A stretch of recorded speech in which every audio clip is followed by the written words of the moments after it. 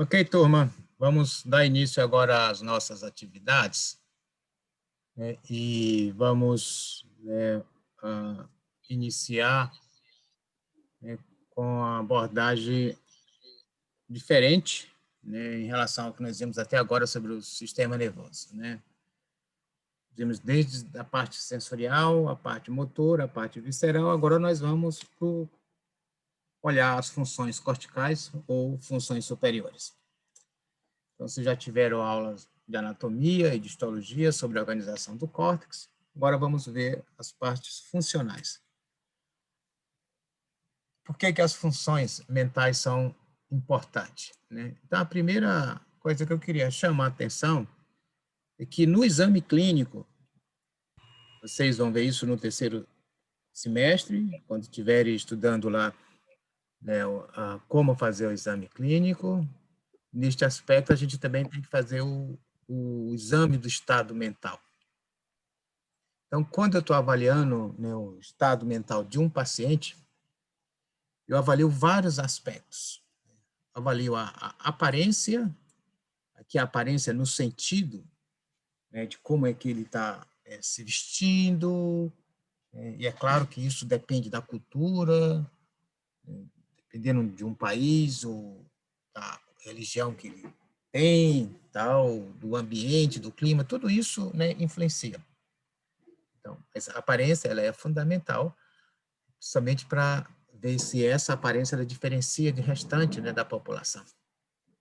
A atitude do paciente, ou seja, como é que o paciente está entrando no consultório, se você está atendendo o paciente no consultório, ou se você está atendendo o paciente no ambulatório, ou se o paciente já está internado, como é que a atitude dele em relação a você.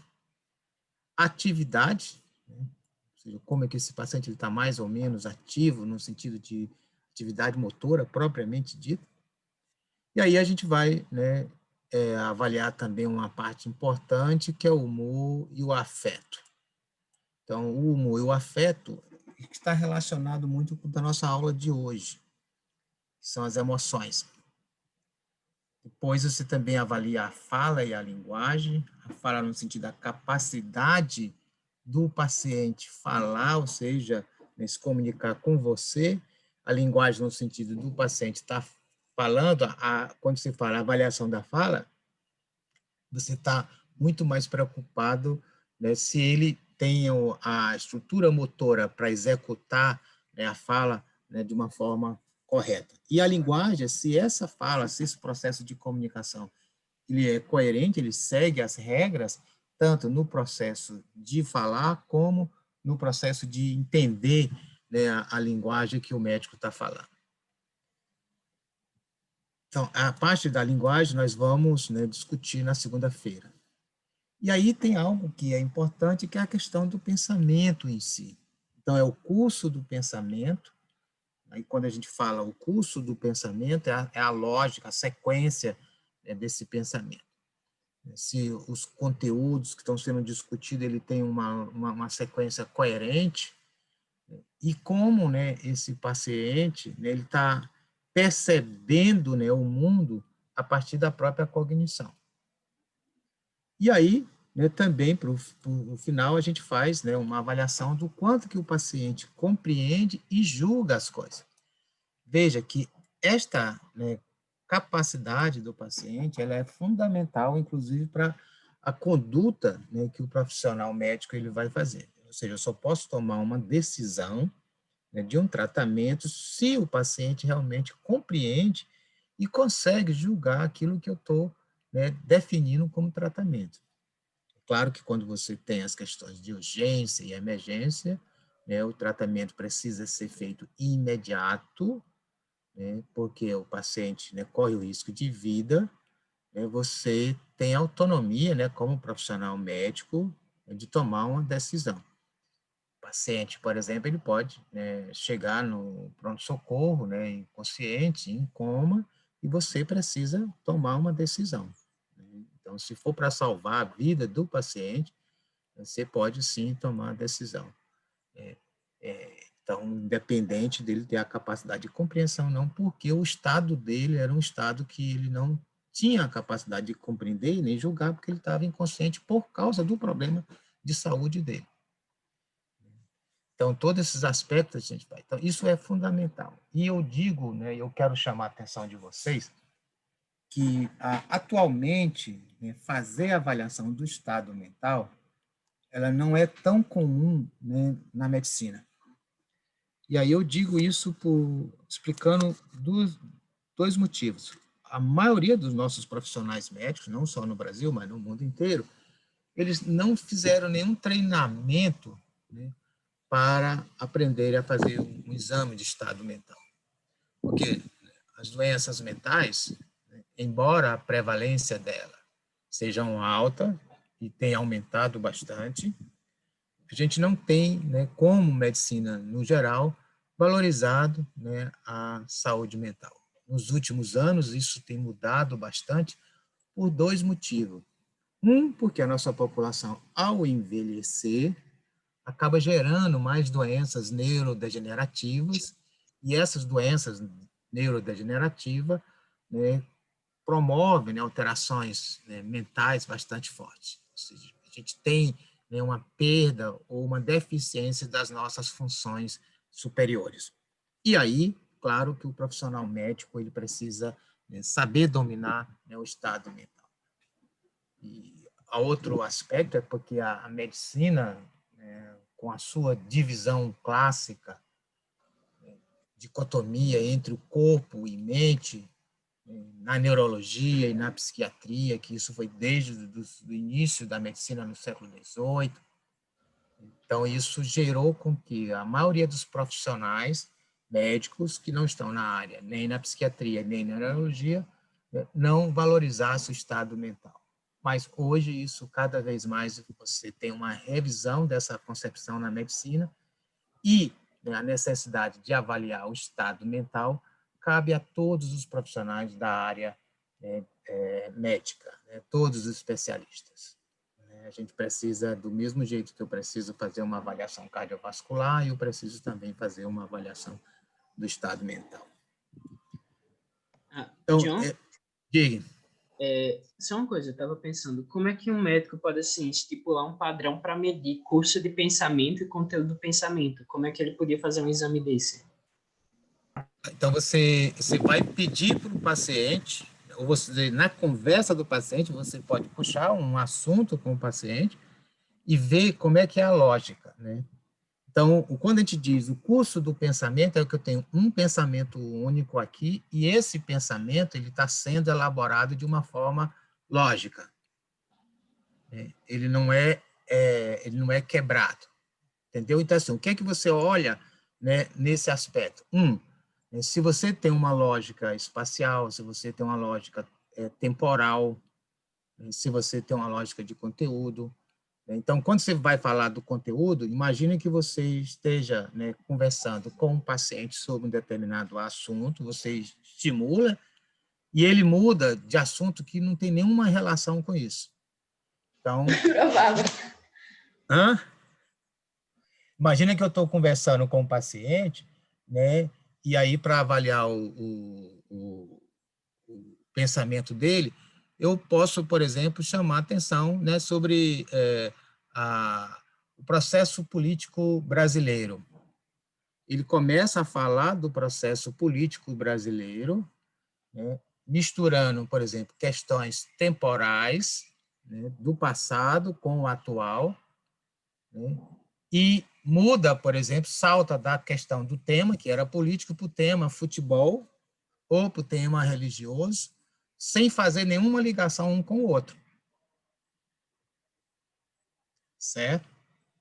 No caso, né, da percepção e da cognição, né, você apresenta, por exemplo, uma cena, uma imagem, né, uma imagem pode ser de uma pessoa, né, e pede, por exemplo, para ele, né, relatar sobre aquilo.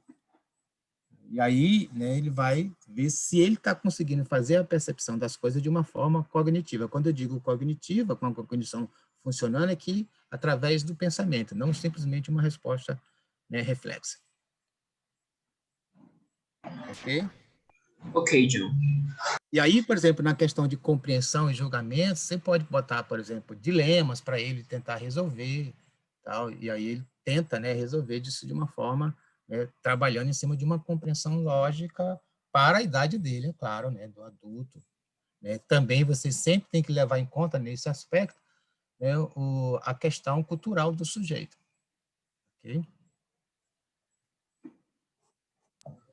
Entendi. Então é um trabalho muito mais de conversa mesmo, né? Não é algo tão físico assim.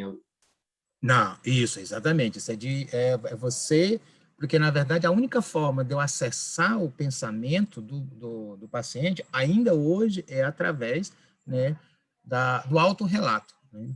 O paciente tem que relatar o que está acontecendo. É a única forma. Ok, John, obrigado.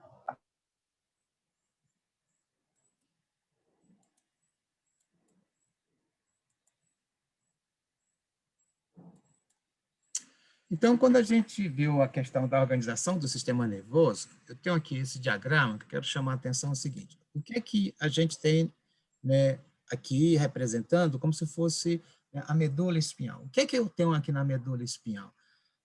Na medula espinhal, basicamente, eu vou ter três coisas importantes. Eu vou ter o neurônio motor, né? Esse neurônio motor, ele vai poder ser, né, o motor somático, que vai ativar a musculatura estriada esquelética, ou o neurônio motor visceral, que vai ser o neurônio pré-ganglionar, basicamente, né, simpático, que neste condição ele vai agir sobre um neurônio pós-ganglionar, que vai agir sobre a musculatura estriada cardíaca, a musculatura lisa ou determinadas, né, glândulas. E é outro aspecto que a gente tem aqui na medula, né, então aqui eu posso ter, né, o neurônio pré-ganglionar ou o neurônio motor. Um está lá na coluna intermédio lateral, né, o visceral, neurônio pré-ganglionar, e o neurônio motor está na coluna anterior. Mas a gente também tem aqui na medula espinhal, né, dois tipos de circuitos. Eu tenho os circuitos que eu vou chamar circuitos reflexos, que são aqueles, né, interneurônios que estão aí presentes, que são fundamentais para, né, as respostas reflexas. Né? Eu tenho também um conjunto de neurônios aqui formando uma rede, né, e essa rede neuronal aqui ela vai ser importante para fazer aquilo que nós chamamos de padrão, né, gerador, né, de movimento. Então, eu tenho as regiões onde eu tenho as intumescências, né, que vou ter o conjunto de neurônios formando, né, umas circuitarias que vão garantir os movimentos dos membros inferiores e dos membros superiores. Há outro segmento importante, né, que é o tronco cerebral. Então, veja, o tronco cerebral a gente já vai ter, né, um upgrade, ou seja, uma complexidade maior. Então, essas estruturas que nós temos aqui, né, na medula espinhal, nós vamos novamente ter no tronco cerebral.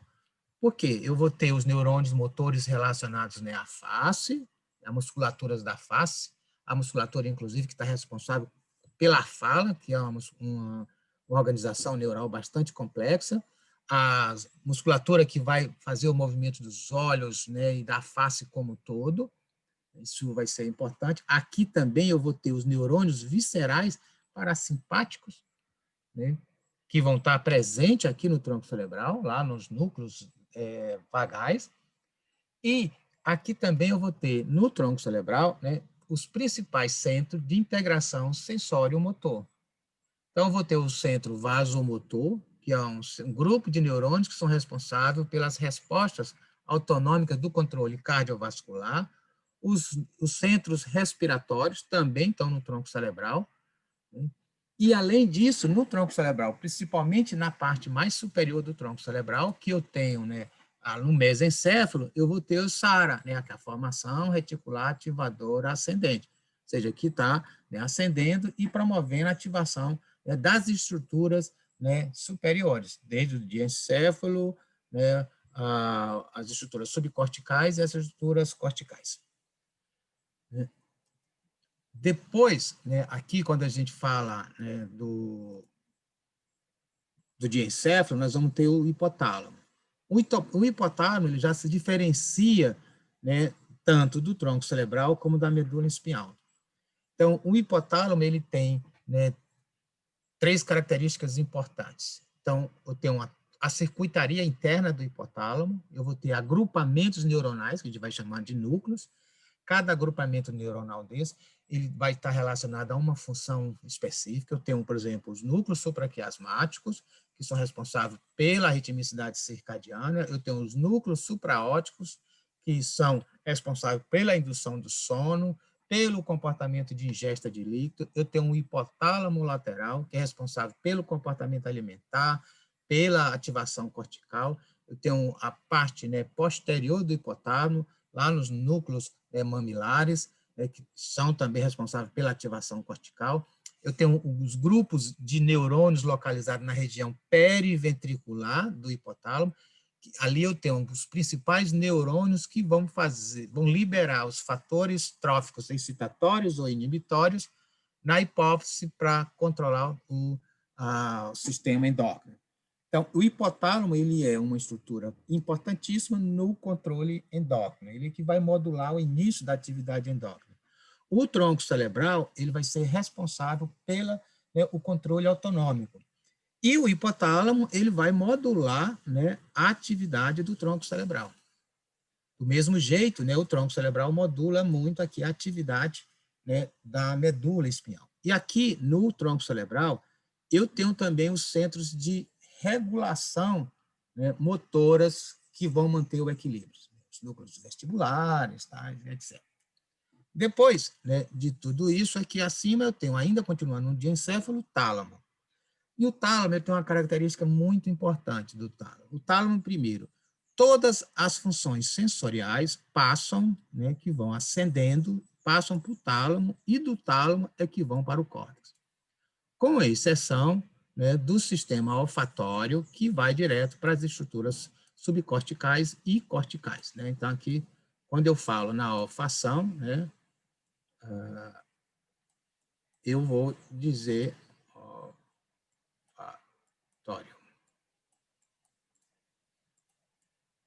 Então, o olfatório aqui, ele vai direto, não passa pelo tálamo, né? Mas os outros todos passam pelo tálamo, né? Então, o tálamo ele vai funcionar como uma estação de retroalimentação do sistema sensorial. Mas o tálamo também ele vai estar relacionado com controle motor. Para ter ativação ao controle motor, essas informações têm que ir para as estruturas subcorticais para o tálamo volta para o córtex. As informações do hipotálamo vão para o tálamo, do tálamo para o córtex. As informações do tronco cerebral vão para o tálamo, do tálamo para o córtex. As informações da medula espinhal vão para o tálamo para o córtex. E, além disso, né, eu tenho um conjunto de neurônios que estão localizados naquilo que eu chamo de núcleos intratalâmicos, né, intralaminares no tálamo, que são neurônios que se conectam com o córtex e recebem grandes conexões do córtex. Então, a principal conexão eferente do tálamo é para o córtex e a principal conexão aferente do tálamo é do córtex para o próprio tálamo. Ok?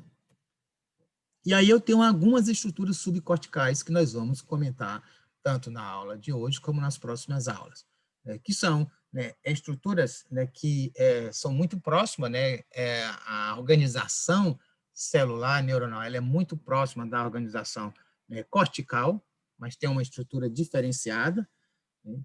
E aí eu tenho uma estrutura cortical que é organizada em camada, e essa estrutura, é claro, ela se diferencia de regiões para regiões. Então, vocês já viram como é que ela está organizada, né, macroscopicamente, com a professora Miriam, e na histologia, como ela está organizada microscopicamente.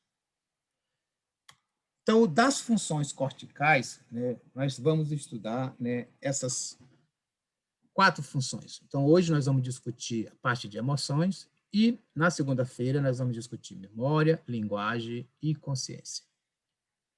Ok? Então, aqui a organização geral do córtex, para vocês lembrarem. Então, aqui eu tenho, né, uma imagem, uma fotografia. A gente tem que lembrar que o córtex ele tem uma assimetria, né, o direito e o esquerdo.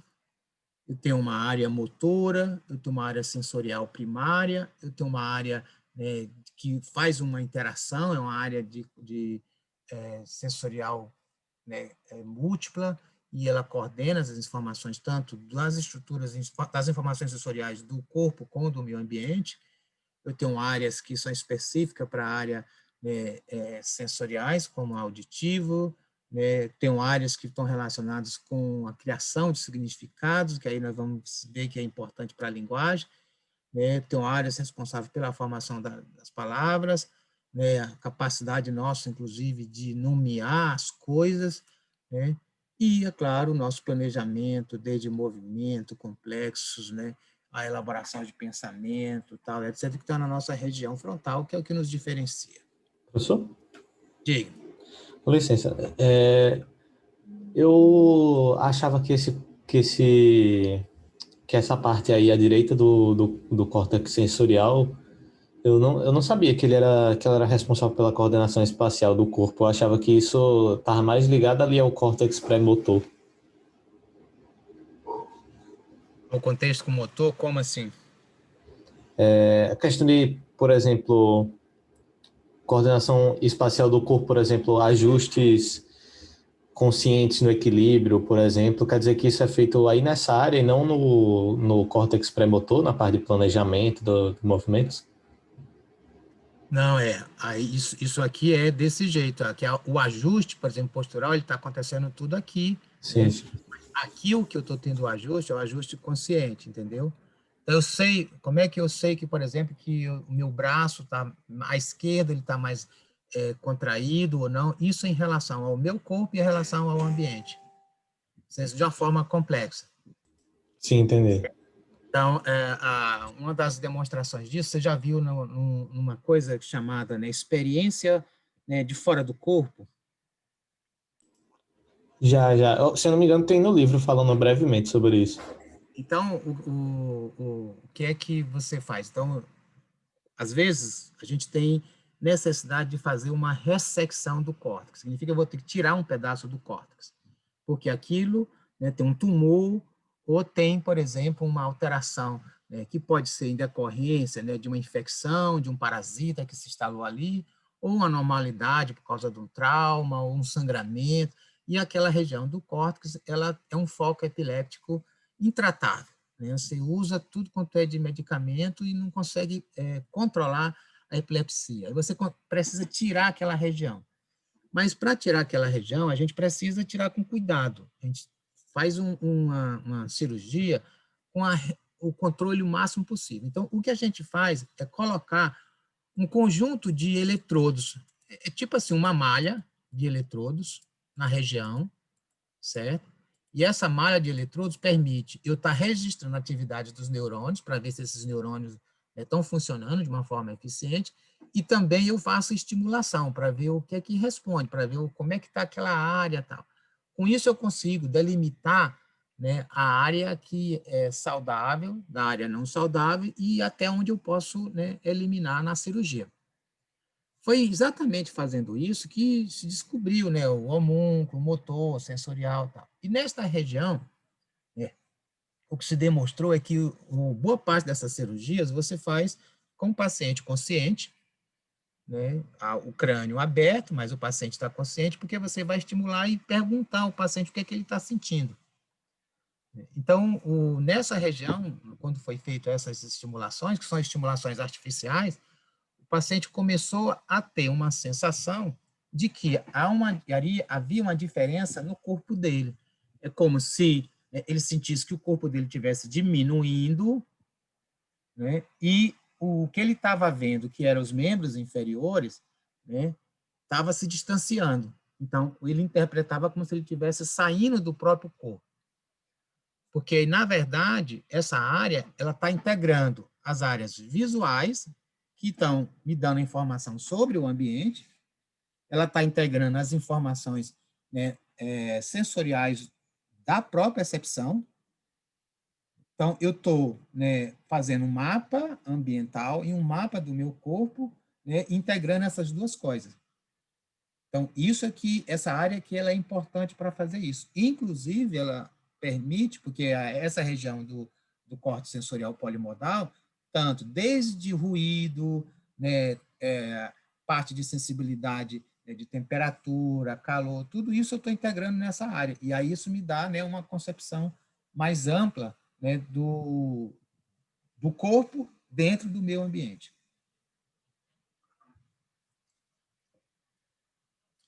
Então, basicamente, a gente pode dizer, né, que eu tenho lá do tronco cerebral para o tálamo, essas informações iniciais vão para o córtex sensorial, sensório motor, né, vai para os córtex associativos, e essas informações aqui do córtex associativo é que depois vai me dar as diversas, né, as informações que eu tenho, né.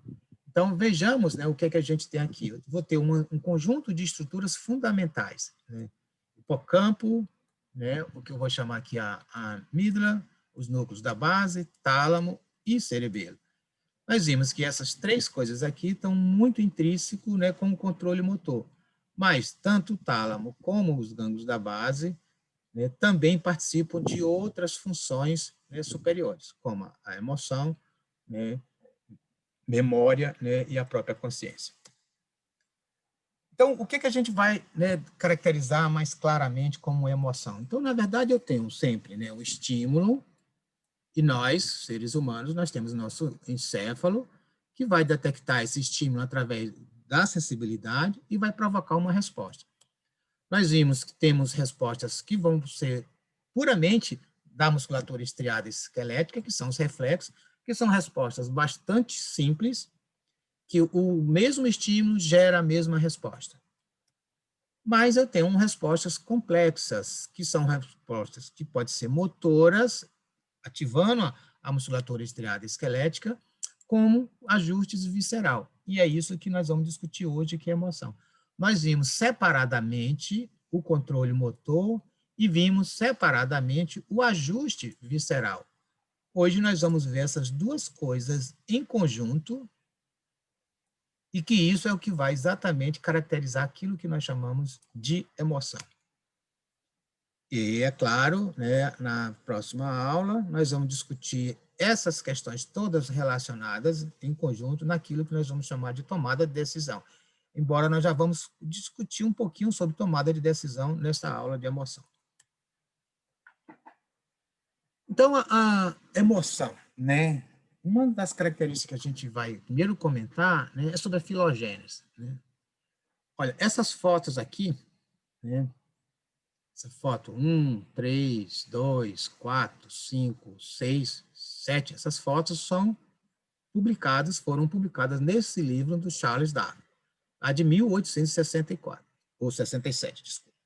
Então, o Darwin, nesse livro, cujo título é A Expressão das Emoções no Homem e nos Animais, é um livro muito, né, interessante, eu sugiro muito a leitura dele, até porque a escrita, né, do Charles Darwin ela é bastante rica, né, uma escrita do século XIX, né, mas ela é rica em detalhes. Então, o que o Charles Darwin, né, fez, né, foi analisar isso aqui. Né? Então, assim, olha, veja, aqui eu tenho uma característica que só em olhar para essa foto dessa criança, dessa outra criança, ou desse senhor, eu mais ou menos admito, né, que tem um estado emocional aí. E o que é que eu estou vendo? O que é que eu estou vendo desta criança, basicamente? Eu estou vendo alterações motoras, alterações da musculatura estriada esquelética da face. E o que o Darwin, né, propôs é que esse tipo de respostas, que respostas quase que automáticas, motoras, em determinadas condições, também ocorrem nos animais. Então, aqui é uma situação de fúria de um animal, né, de um cão, né, que a gente poderia dizer isso aqui semelhante à nossa, de alegria, né, isso aqui, por exemplo, de espanto, né, de um cão. Então, são características, né, motoras, porque aqui o que eu estou vendo é característica motora, eu não estou vendo nada de visceral, eu estou vendo exclusivamente, né, questões motoras. Então, neste aspecto, né, que quando a gente está olhando aqui essas crianças, essas três fotos, que são fotos lá do livro do Darwin. Então, esta primeira foto aqui, o que é que vocês diriam, né, dessa criança? Ela está o quê? Feliz. Feliz, perfeito. E essa outra? Triste. Triste, zangada, né? E essa outra aqui? Vixe, pode estar com fome, com sono. Isso, ela está chorando, né? Essa aqui está emburrada, essa está mais triste ainda, né? Então, veja, o que é que tem, o que é que nós estamos vendo? Nós só estamos vendo alterações motoras, né? Ou seja, o padrão da atividade motora, né, do músculo estriado esquelético da face, né, nos transmite alguma coisa. Transmite que essa criança está alegre, que essa criança está emburrada, que essa criança aqui está chorando. Isso fica muito claro. Então, teve, né, um pesquisador na época do Darwin, que ele, inclusive, fez um estudo, né, promovendo o seguinte, fazendo estimulação elétrica na face, para ver se, mudando a posição motora, a pessoa tornava, né, a emotiva, né, se ela ficava triste, se ela ficava alegre e tal, conforme a estimulação elétrica. O que é que um ator faz numa peça de teatro ou no cinema? Na verdade, ele convence mais a gente, né, de um bom ator é quem consegue fazer a execução, né, aqui no caso, a execução das atividades motoras dele, da face, que vai, né, exatamente convencer a gente, dizer, olha, realmente a pessoa está sentindo tristeza, está alegria, tal, e faz com que a cena fique muito mais rica, né, e mais real. Agora, como é que isso tudo, né, é controlado dentro do sistema nervoso? Então, nós vamos começar com esse caso, o caso, né, do Phineas Gage, que foi um personagem, né, americano, que, né, ele vivia aqui nesta região dos Estados Unidos, aqui nessa região aqui, nordeste dos Estados Unidos, e aqui ele participava, né, da construção, né, da estrada de ferro. E ele era responsável, né, para, né, controlar isso. Então, essa região aqui é muito montanhosa, e para fazer, né, a estrada de ferro, construir, colocar os trilhos, era preciso, né, quebrar ou dinamitar, explodir as rochas que estavam presentes no caminho. Então, o que se fazia era que, se tivesse uma rocha, cavava-se um buraco, né, nessa rocha, e se colocava aqui no fundo da rocha dinamite, e acima daqui se colocava pedra e areia para, quando essa dinamite explodisse, né, ela não saísse, mas sim a explosão fosse nesse sentido e quebrasse, né, a rocha. Então, para isso, ele usava, né, fazia, né, o orifício, colocava, né, a pólvora, e depois colocava areia e pedrinhas aqui dentro, e ele socava isso devagarmente com, né, essa barra metálica que é aqui. Então, ele era, né, um funcionário muito, né, dedicado, né, todos os trabalhadores, os patrões, todo mundo gostava dele, e num dia ele fez isso, ele colocou, né, a pólvora, e aí se distraiu e achava que já existia, né, colocado, né, a areia, tal, e pedra, e quando ele foi socar aqui com o bastão bateu aqui na lateral, soltou uma faísca, e isso ativou essas pólvoras, isso explodiu, e essa, né, barra de ferro subiu e penetrou aqui embaixo do olho, passou aqui e saiu lá em cima. Né? Então, isso aqui é uma reconstrução tridimensional, né? Porque ele, após, né, esse acidente, né, ou seja, a barra de ferro entrou e saiu.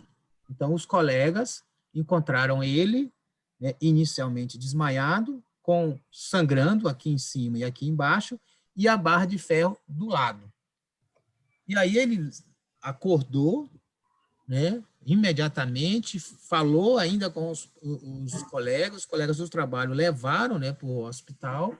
O médico, então, limpou bastante para não ter infecção, e o paciente sobreviveu. Né? Só que, depois de sobreviver, o que é que aconteceu? Ele passou a ter um comportamento totalmente diferente.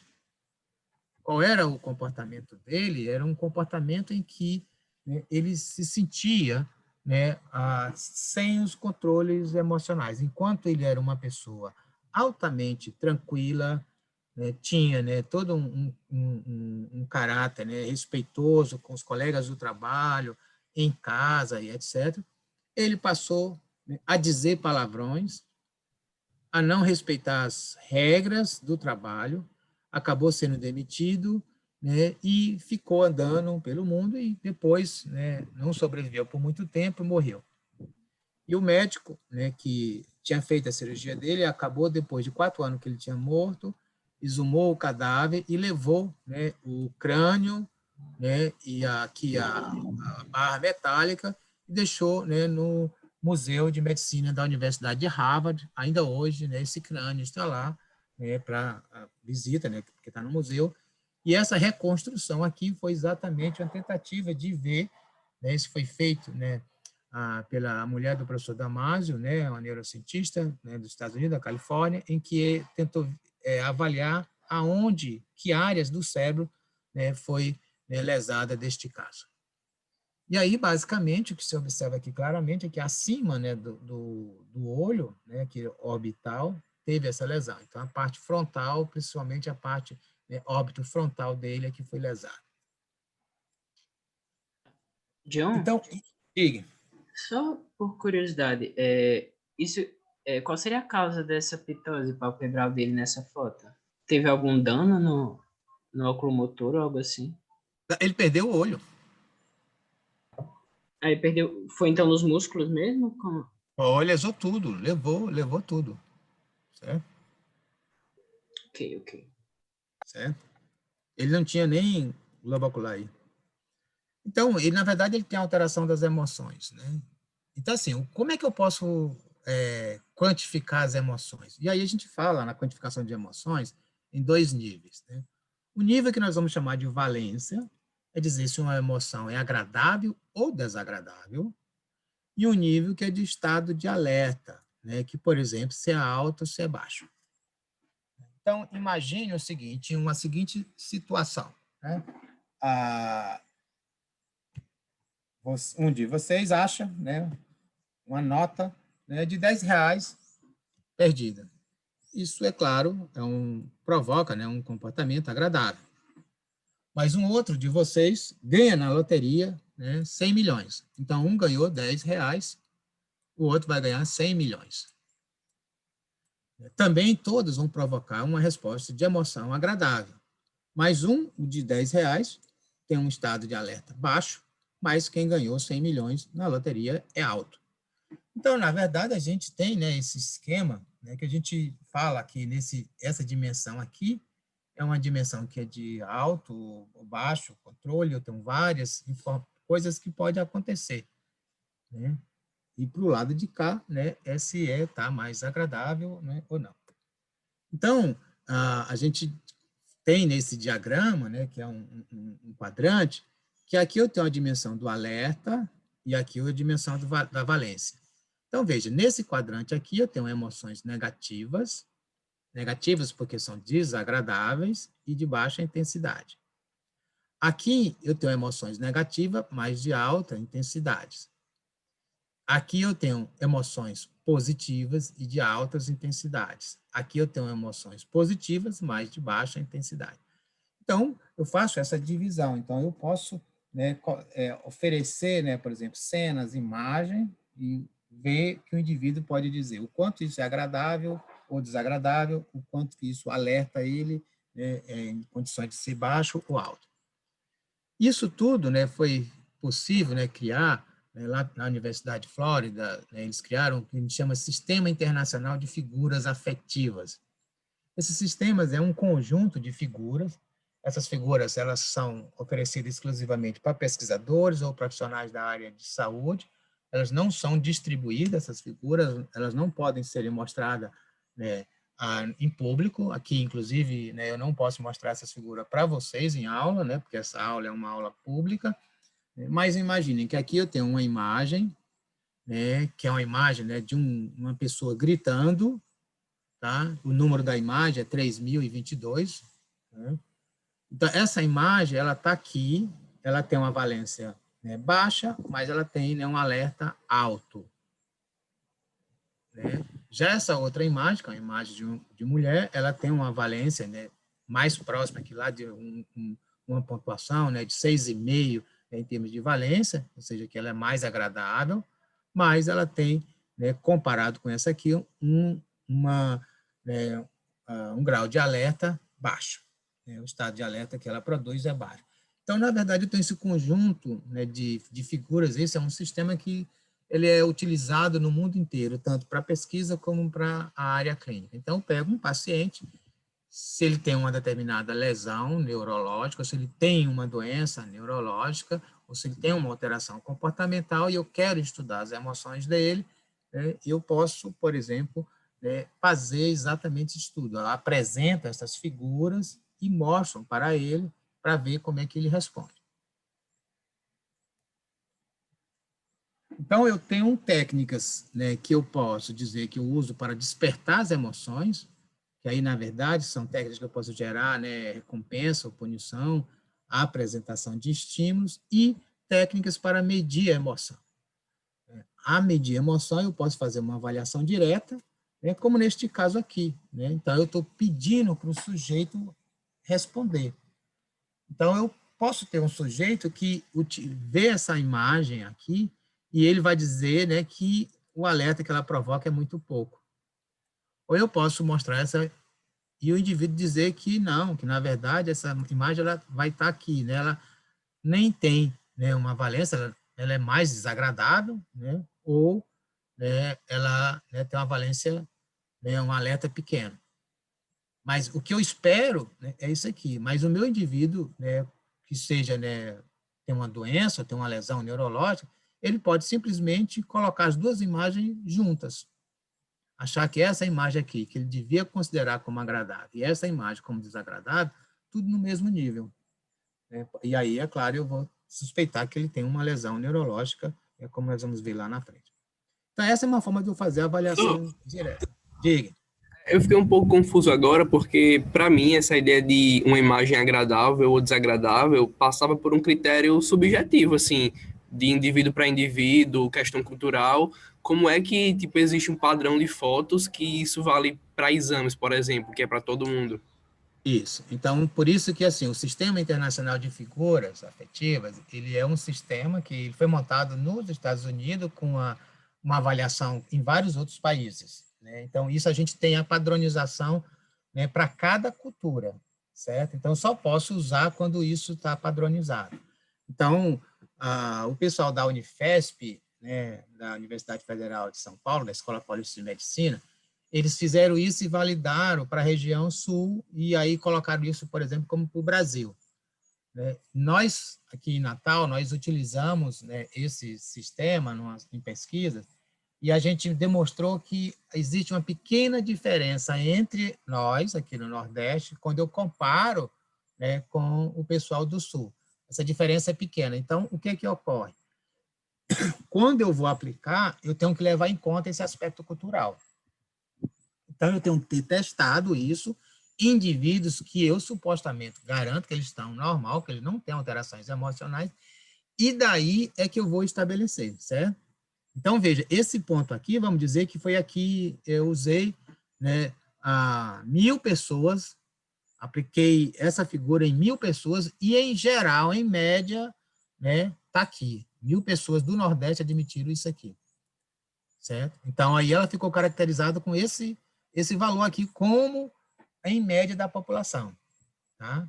E aí o outro aqui. Então, esse sistema, as figuras, algumas a gente nem usa em determinadas culturas, né? Mas as figuras são mais ou menos homogêneas. Agora, a classificação dela, eu preciso primeiro testar na população para ter o score, né, para aquela cultura específica, certo? Certo, tá bom, obrigado. John, Então, isso, diga. só não entendi muito bem uma coisa. Como é que os médicos quantificam isso quando estão fazendo... Os médicos não, os cientistas. Como é que eles quantificam? Não, o médico também faz isso. Então, assim, eu estou mostrando a figura e aqui eu pergunto ao indivíduo, olha, eu tenho uma escala, aqui é 0, né? Aqui é 10, né? Isso aqui é muito agradável, isso aqui é desagradável, né? De 0 a 10. E aí o paciente vai e marca. Ó, é isso aqui. Qual é a intensidade da emoção que isso provoca em você? Lhe estimula você ficar, lhe chama a atenção. O indivíduo vai e marca aqui. Certo? Então, você faz isso num conjunto de várias pessoas e depois você vê mais ou menos como é que é o comportamento, né, mediano das pessoas e estabelece o critério. Mais ou menos as pessoas vão responder entre esse e esse. Ok? Então, Ok.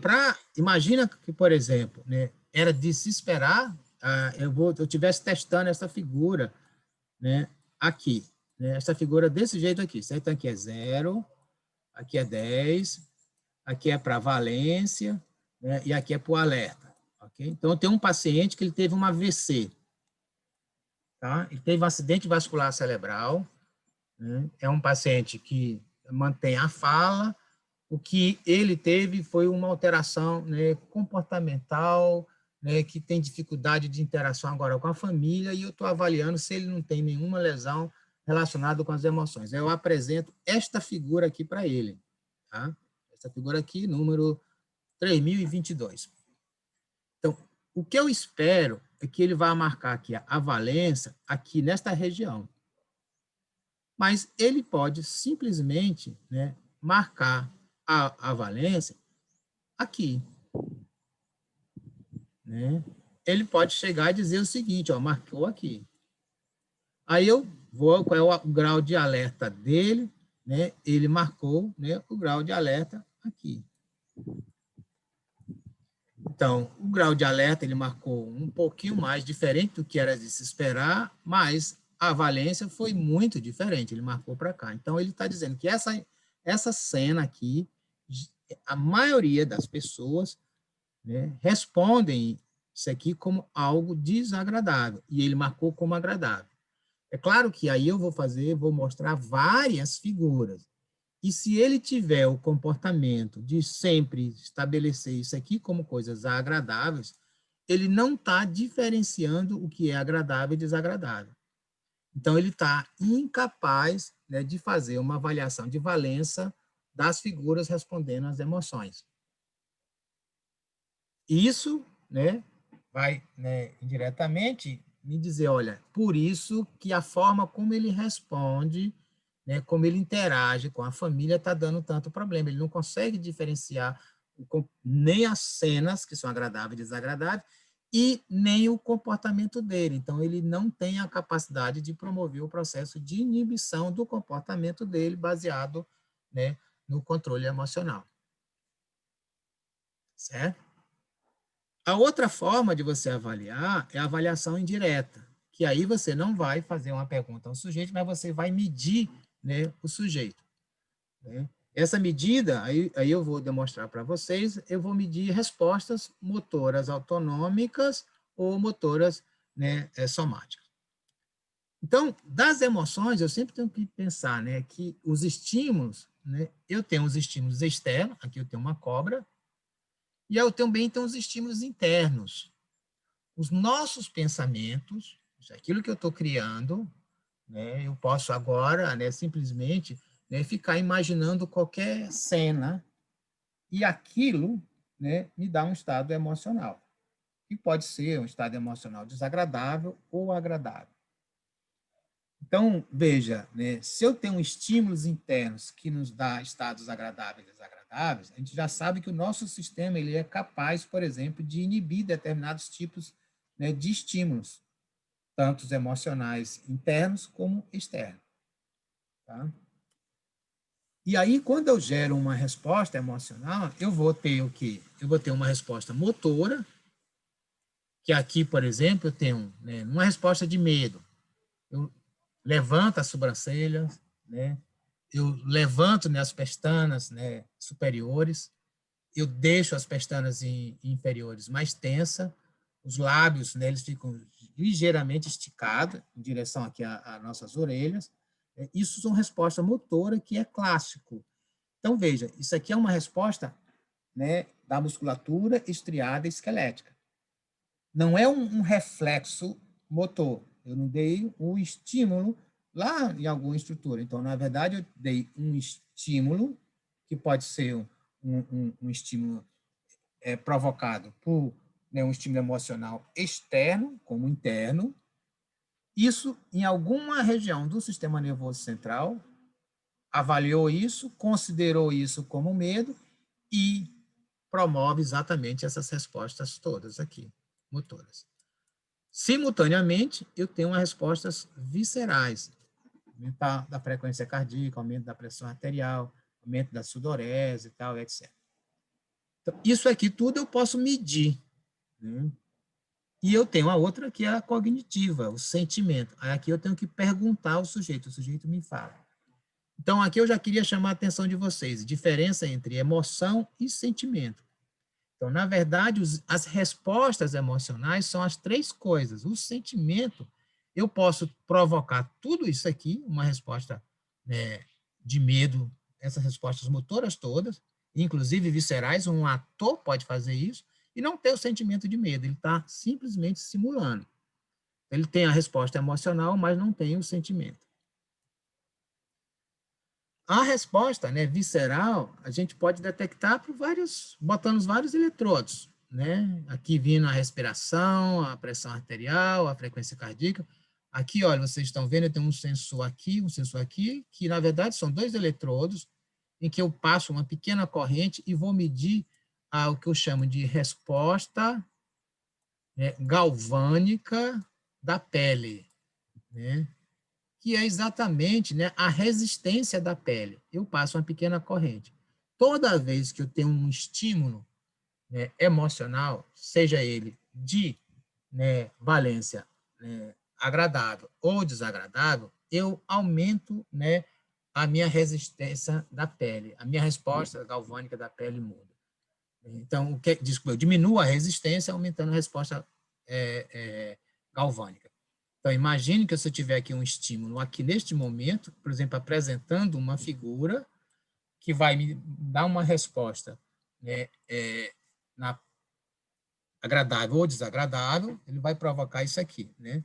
Aqui está aqui a minha condutância da pele, aí faz isso. Por quê? O que é que ocorre? Eu tive uma ativação simpática, a ativação simpática ativa as glândulas sudoríferas, isso faz com que a corrente passe mais rápido. Então, é isso que a gente observa. Do mesmo jeito, eu posso simplesmente fazer uma pergunta aqui ao sujeito.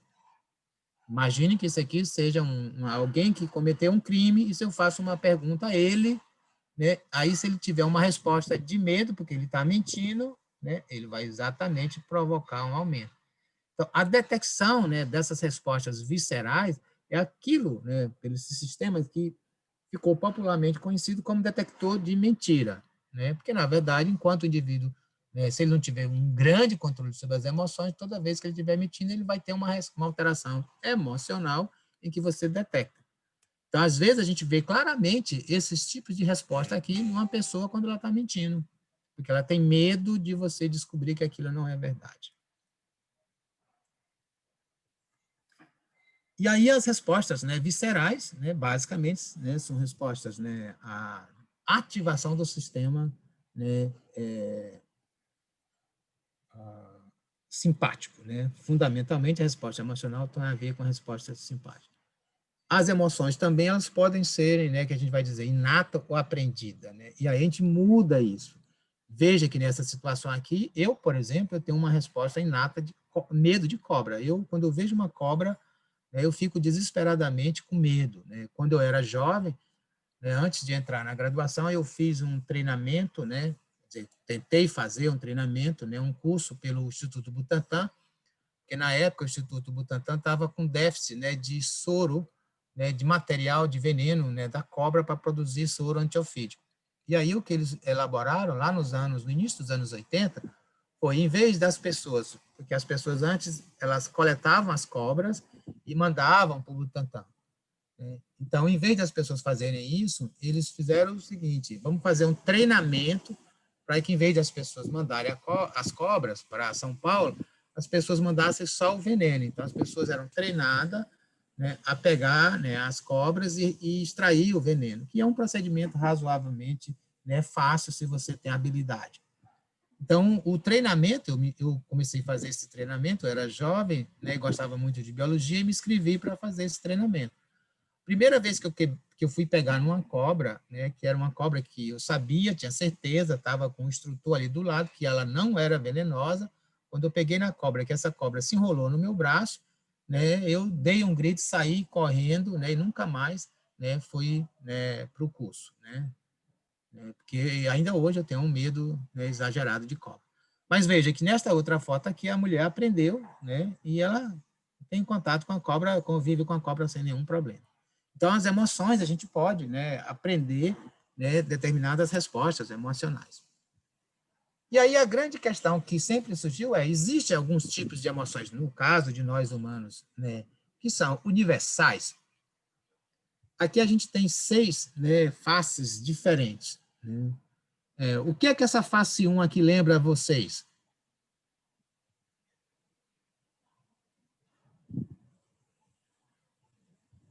Quem diga aí, porque eu não estou vendo o chat, então não sei o que é que está... se alguém está respondendo. Alguém fala? O que é que isso aqui significa, essa imagem? 1, Raiva, 2, medo, 3, nojo, a Metaforou, 4, metaforou. espanto, a 5 felicidade, e a 6. confusão, eu acho. Cansaço. Cansaço. Tristeza. Tristeza, né? Então, Professor, você já viu Metaforando, professor? Hã? Você já viu o Metaforando? canal Metaforando? Não. Ele faz um estudo dessas emoções aí, é interessante demais. Aí, ó, então tá aqui, né? Tem aquele filme, né? Como é o título do filme, aquele desenho animado, né? O desenho animado, né? Quem fez, né, essa Divertidamente? proposta? Hã? É Divertidamente que você está falando? Divertidamente, né? Eu acho que é esse filme mesmo. Que é basicamente, ele vai chamar a atenção da importância dessa emoção que é a tristeza. Né? Então, na verdade, lá no filme não tem as 6, são só 5, por uma questão técnica, não sei porque a questão técnica do diretor não podia ser 6, tinha que ser só 5, né? Mas isso aqui foi um neuropsicólogo americano que propôs, né, essas 5 faces padrões. Então, o que te diz que essas faces são mais ou menos, né, universais. Muda a cor das pessoas, né, o jeito, mas as expressões motoras da face são as mesmas. Então, se eu pegar a população indígena, se eu pegar a população, né, mais europeia, se eu pegar a população asiática, né, são semelhantes, tem algumas pequenas diferenças. E, é claro, a gente não pode dizer que são só esses tipos de emoções. Isso aqui são as emoções mais gerais que estão presentes e que a gente estuda. Então, eu posso, por exemplo, para avaliar um paciente, apresentar essas faces, tá? E nessas faces eu pedir para o paciente, né, dizer o que é que ele sente vendo cada face dessa, para ver se ele reconhece ou não. E uma das coisas que a gente, né, sempre olha, né, quando a gente está falando, né, das emoções, é as próprias reações. Aqui nessa linha, né, aqui em cima, né, eu tenho aqui 3 colunas, que é um rato, aqui é um rato, um bebê chimpanzé e um bebê humano. Isso aqui é quando eu apresento, coloco nos lábios de um rato, ou de um chimpanzé, ou de um bebê, né, uma substância doce, que vai dizer aquilo que eu chamo de reações hedônicas, mais prazerosas. Né? Então, aqui, a forma que ele se apresenta são semelhantes às respostas motoras. Né? Então, aqui são quase que reflexos emocionais. E aqui são as reações aversivas. Eu estou colocando uma substância amarga. Né? Então, a forma de se expressar são diferentes da de cima, mas semelhante entre as espécies. Ou seja, o padrão motor ele é muito semelhante. Então, você tem uma característica básica das emoções, que é a resposta motora, que ela tem uma continuidade filogenética, né, e também ontogenética. E o que eu queria chamar a atenção, se a gente for ver esses tipos de emoções, eu vou ter emoções positivas e negativas, mas o que vai caracterizar aqui é que eu tenho, né, um sentimento aqui que é mais ou menos, né, que não diz nada, né, não é positivo ou negativo, né, como, por exemplo, isso aqui, uma resposta, né, motora, e os ajustes fisiológicos deles, mas eu tenho uma que é, né, bem agradável e os outros que é mais negativos. Né? Então, para definir a emoção, a gente fala que é uma definição operacional, ou seja, é difícil a gente definir o que é emoção, mas a definição operacional, para que ela serve, né? Então, é uma operação mental acompanhada de uma experiência interior, porque eu tenho as respostas viscerais, capaz de orientar o comportamento, então, por isso que é operacional, se ela vai, né, permitir que a gente execute um comportamento e realizar, né, os ajustes fisiológicos necessários. O que é que eu vou ajuste, né, do comportamento? Eu posso ter um comportamento, né, no sentido de fugir, né, ou de tentar resolver um problema. E como é que as emoções elas estão intrinsecamente relacionadas com a nossa cognição? O que é que a Professor, gente chama? Diga. quando o senhor fala visceral, é porque existem alterações além, tipo, fisiológicas, além de nos casos de, por exemplo, de medo ou de fuga, algo do gênero. Por exemplo, quando a pessoa está triste, tipo, existe alguma alteração no estômago dela, existe alguma alteração, enfim, nas outras partes do Isso. corpo? Então, assim, se eu tenho resposta visceral, significa que eu vou ter respostas autonômicas ou endócrinas, certo? Que vão ajustar o meu interno. Ok, obrigada. Então, os ajustes fisiológicos são as respostas viscerais. Então, eu tenho sempre uma resposta motora e uma resposta, né, de um ajuste do meu interno. Professor, Tá? Diga. lá no início, quando você falou dos tipos de emoção, inata e aprendida, eu não entendi a diferença ainda. Tá, então, imagine que, por exemplo, você tenha medo, né, de andar em alguns lugares de Natal. Você tem medo de andar em algum lugar de Natal? Acho que sim. Então, isso é emoção aprendida. Você não justifica, né? Você não nasceu com esse medo, Entendi. certo? Se eu E o que chegar e seria dizer, uma inata, por exemplo? certo, por exemplo, você pode ter medo de cobra, você pode ter medo de barata. Por exemplo, se alguém, né? Eu já tive, né, uma situação, né, que foi a situação mais difícil na minha história como médico, foi eu estar num pronto-socorro e o filho de um paciente apontar uma arma para mim. Quando eu fazia clínica, era médico num pronto-socorro em São Paulo. Imagine, eu fiquei com o maior medo que eu já tive na minha vida. O medo de uma arma de fogo é um medo aprendido, porque a arma de fogo não existe na natureza espontaneamente. Agora, o meu medo de cobra é um medo inato. Eu nunca fui picado por cobra, mas sempre quando eu vejo uma cobra, certo? Então, eu posso ter algumas coisas que eu posso adquirir, né? A emoção, pode ser medo, raiva, né? Pavor. Como eu posso, por exemplo, controlar a emoção, aprender a fazer com que aquela emoção, que para mim aquilo era algo que me dava, né, um estado de alerta muito alto, e eu baixar aquilo fica lá embaixo. Eu posso mudar também, certo? Então, Professor, diga. Entendi, então obrigado. no caso, medo de alguns insetos, ou sei lá, altura e Então, um medo, por exemplo, de altura, né, é um medo inato, porque, na verdade, geralmente, os medos inatos, eles estão relacionados com situações em que você, né, de defesa, né? Então, você tenta evitar aquelas situações. É que eu gosto de lhe dizer o seguinte, olha, imagina, se eu fizer, né, uma linha no chão de 20 centímetros de largura, eu consigo andar durante 5 metros em cima dessa linha, sem nenhum problema. Mas se eu levantar um muro, 3 metros de altura, mesmo ele tendo 20 centímetros de largura, eu não consigo andar. Então, por quê? Eu tenho a emoção, que é um medo, certo? Então, o meu sistema avaliou que a 3 metros de altura eu posso cair e morrer. Mas eu sei que lá embaixo, no chão, não tem problema nenhum. Então, eu não desenvolvo medo.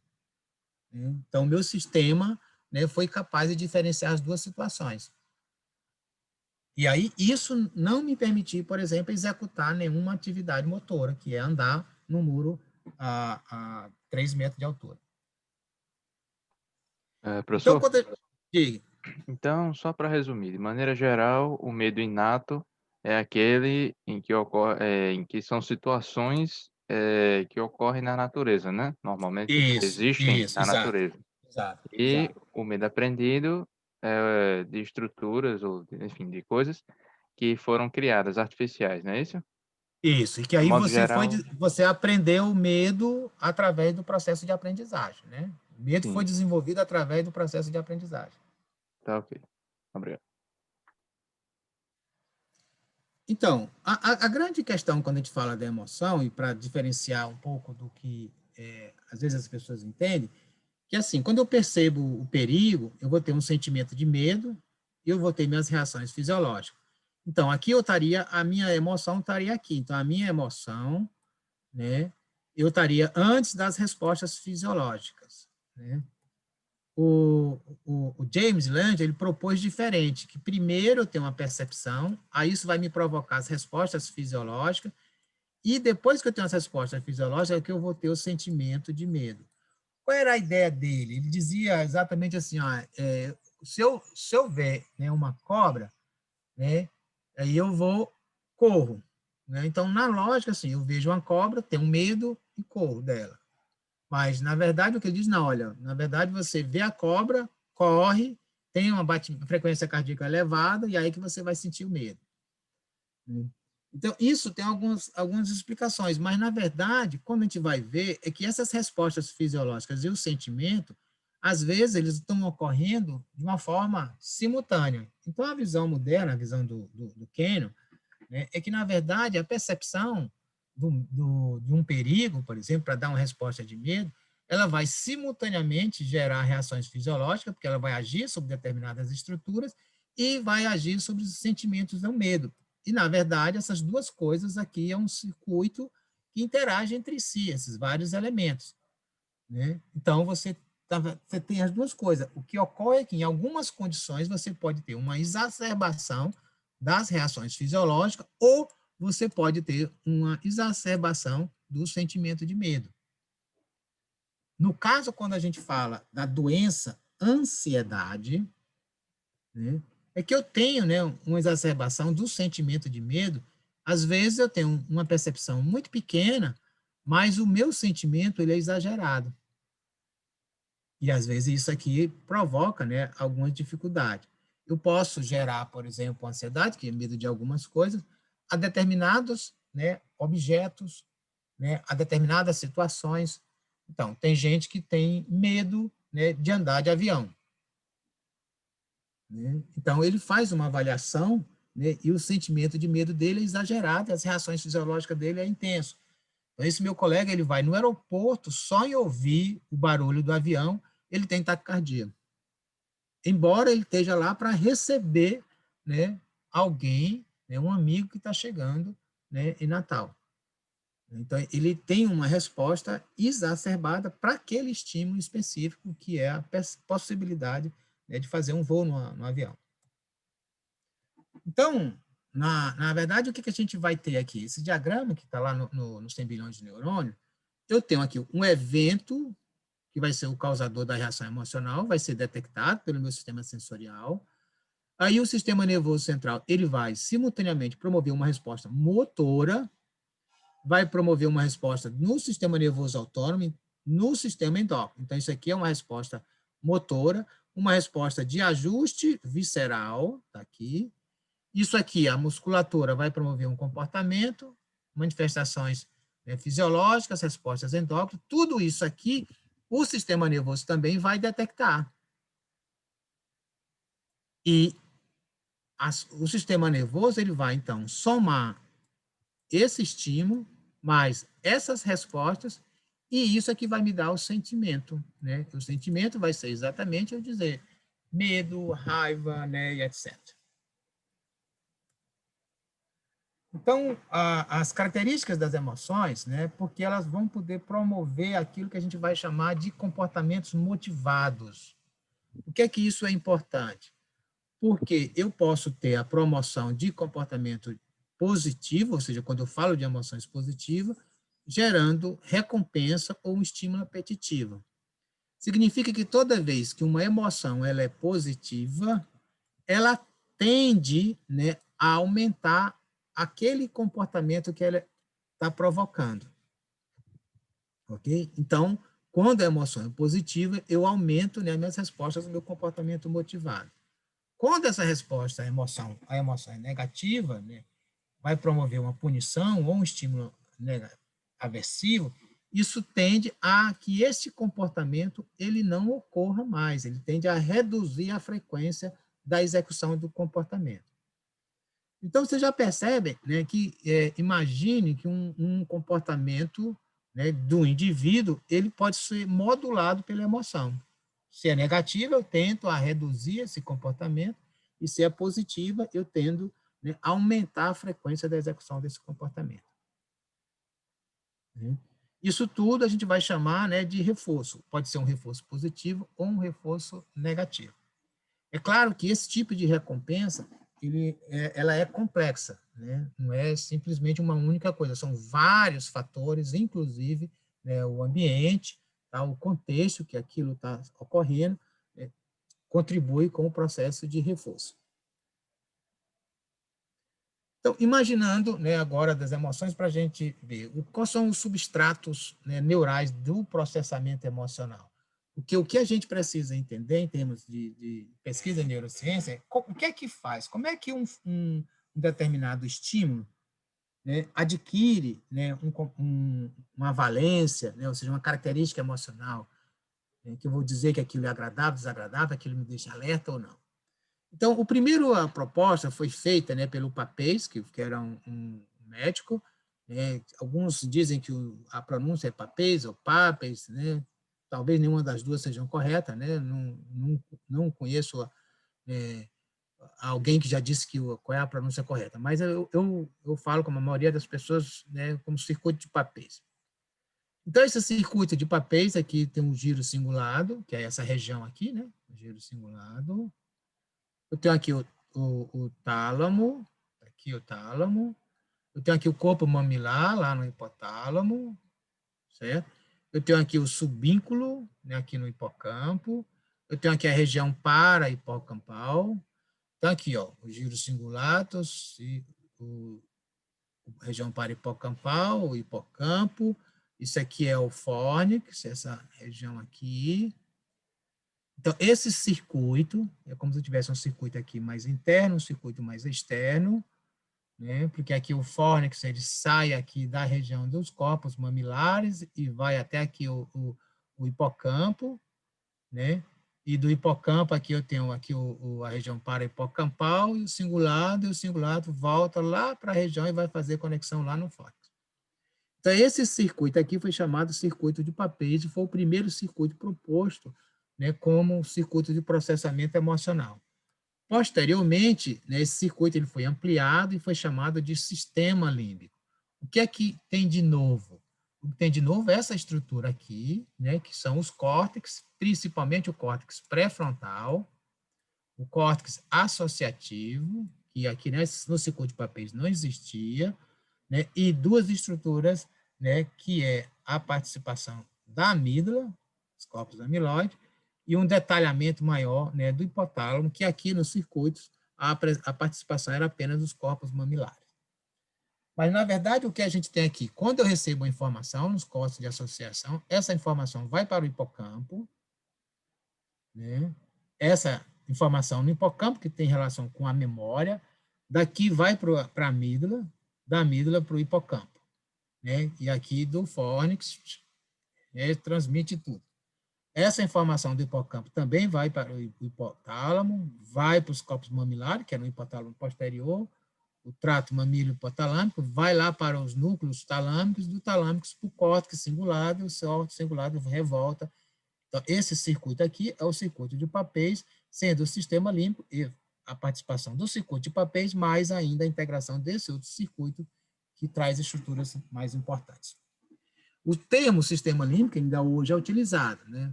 embora a gente, assim, não é bem desse jeito, é um sistema límbico, porque essas estruturas aqui, elas têm outras funções além, né, da função emocional. O hipocampo, com a questão da memória, tal, etc. John, Então, aqui está... Diga. esse córtex associativo que você se refere, seria qual? Aqui é o generalizado, entendeu? Qualquer área sensorial, né, e de associação sensorial. Tá? Ok. Tá? Então, assim, então V1, vamos ver visual. Então, V1, V2, então, informações já de áreas, né, de associação do estímulo visual vai para o hipocampo, certo? Tá? Então, todas as informações sensoriais vão para o hipocampo, né, passando primeiro para o tálamo, para o seu córtex sensorial primário, córtex de sensorial associativo e, né, hipocampo, certo? Claro que com exceção do olfativo, que o olfativo vai direto, né, para o hipocampo. Tá? Então, seria mais ou menos isso aqui, né, a estrutura. Né? Então, aqui eu tenho a parte frontal, aqui o corpo caloso, aqui é o giro, né, cingulado, aqui anterior e posterior, aqui o hipocampo, né, aqui na frente tem a amígdala, o tálamo, né, isso aqui é o fórnix. Né? Então, mais ou menos, né, os processamentos. Professor, E aí, licença. Então, o hipocampo, ele está ali embaixo do tálamo, nessa região ali? ele está aqui, só que ele está na parte cortical, certo? Sim. Ele é temporal medial. Então, imagina, por exemplo, eu estou aqui o hemisfério, ele está ali na parte medial. Né? Tá? Certo. E o giro parahipocampal, ele é meio que mais para dentro, ou ele é onde? Ele é como se eu tivesse, tá vendo? Aqui seria mais ou menos aqui o hipocampo, Sim. né? O giro parahipocampal seria isso aqui, ó, toda essa parte que vem até chegar ao hipocampo. Aham. É o sistema de entrada de informação para o hipocampo. Certo. John, Então, uma área... Diga. Professor, pode falar, Heitor. Então, do giro do cíngulo vai para o parahipocampal e do parahipocampal que vai para o hipocampo. Então, seria isso o circuito de Isso, fato. isso. Então, aqui, uma das áreas a entrar... Diga. Uns slides atrás, o senhor estava mostrando um esquema que o processamento da informação no sistema nervoso central gerava uma resposta no músculo, né? No músculo esquelético. E aí lá tinha mostrando que existia tipo uma retroalimentação que voltava para o sistema nervoso central. Minha dúvida é o seguinte, por a gente conseguir controlar essa resposta motora facial, por exemplo, existe alguma forma da gente regular o sentimento que a gente sente internamente, controlando essa demonstração facial? Por exemplo, tem aquele padrão de demonstração de medo. E se eu consigo gerar uma resposta voluntária motora, existe alguma forma desse meu controle motor se refletir no sentimento que eu tenho internamente? Existe uma demonstração clara disso, né? São as pessoas que fazem meditação, né? As pessoas que fazem yoga, tal, todas as pessoas que fazem, né, desenvolvem uma habilidade do controle motor mais refinado, acabam desenvolvendo uma melhor capacidade de controle das suas emoções. Né? Uma vez eu encontrei um sujeito que ele era dono de uma escola que eu não sei bem, não conheço as diferenças dessas lutas, né, orientais, né, karatê e tal, e etc. Mas o que ele me dizia é exatamente isso, né, o que ele, né, ele sabia fazer, né, controle motor dele era tão perfeito, era tão habilidoso, e isso fazia com que ele tivesse um controle emocional gigante. E aí ele dizia, olha, eu nunca entro numa briga real. Na verdade, o que eu faço não é um mecanismo de autodefesa, né? Eu não faço, né, uma luta para me defender. O que eu faço, né, é uma luta para eu ter um autocontrole sobre si mesmo, eu tenho uma aprendizagem motor. Então, quando você aprende a ter esse controle motor mais refinado, você também acaba tendo um controle sobre as suas emoções. Show de bola, professor. Então, também indiretamente isso se reflete na questão visceral também, né? Por exemplo, esse controle Exatamente. motor, da mesma forma que Isso, reflete no sentimento, isso. reflete na taquicardia, por exemplo.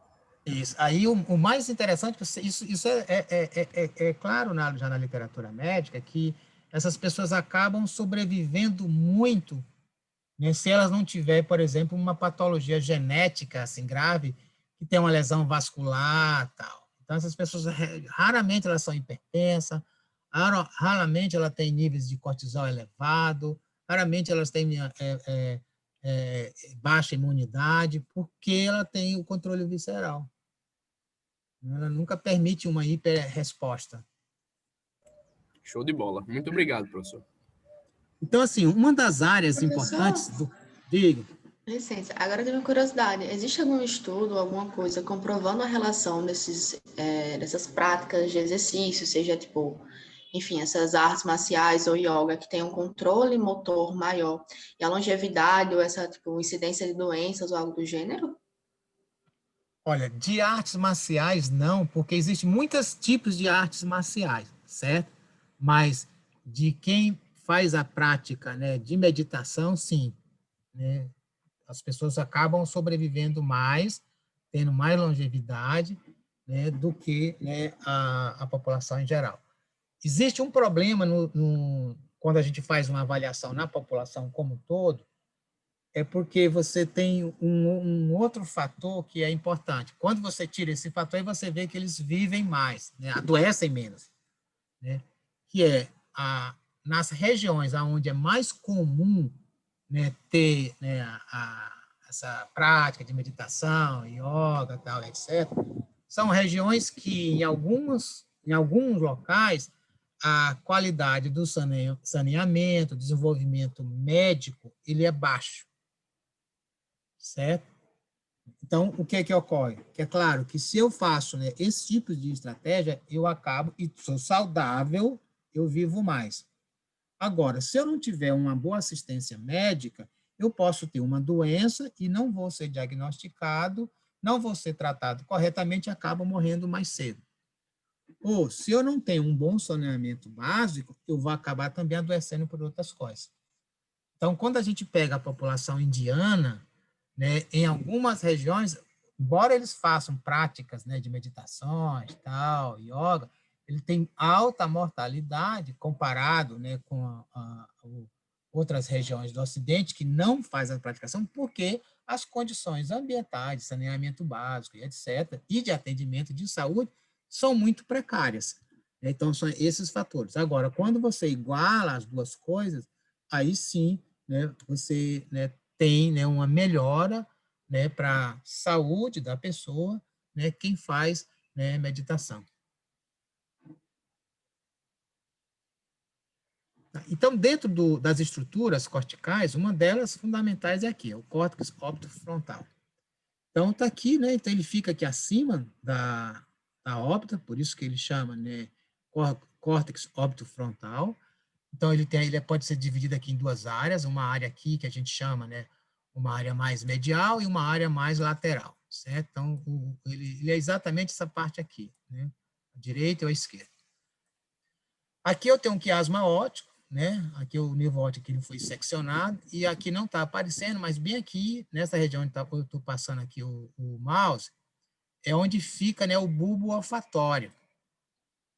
Então, então o bulbo olfatório aqui, se ele tivesse aqui presente, ele estaria aqui. Então, vocês percebem que o bulbo olfatório, né, ele está muito presente aqui no óbito frontal.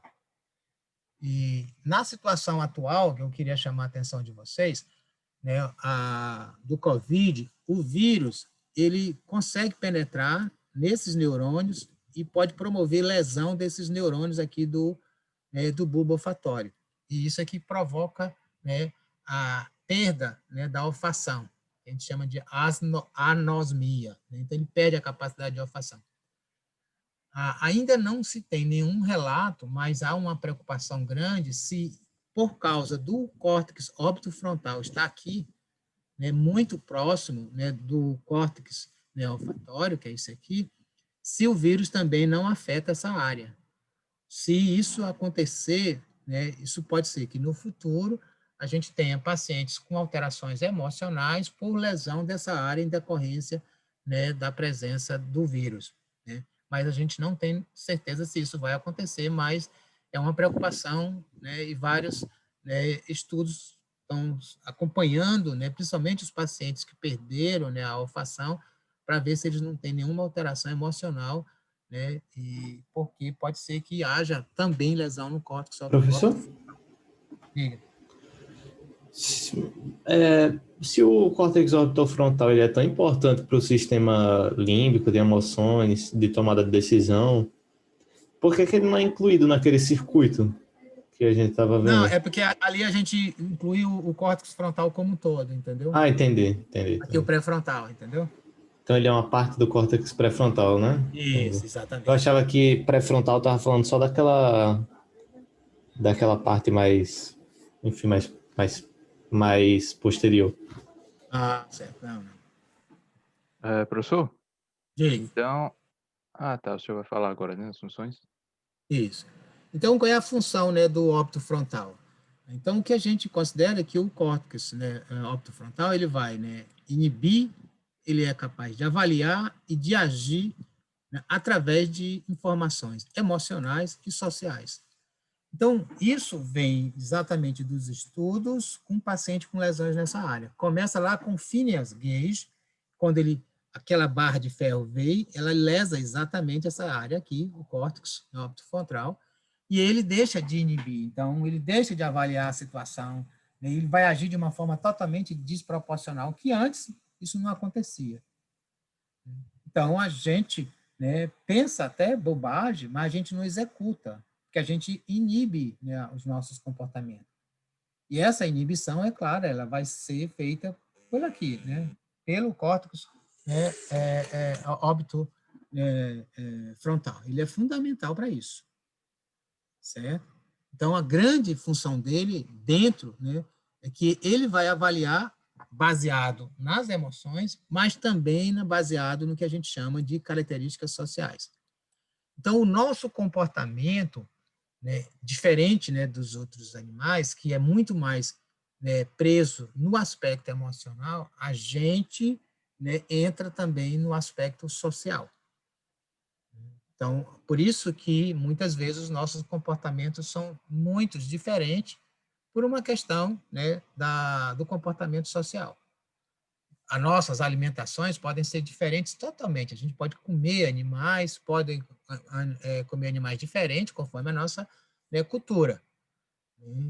Para alguns, isso é inaceitável, né, porque é uma questão social.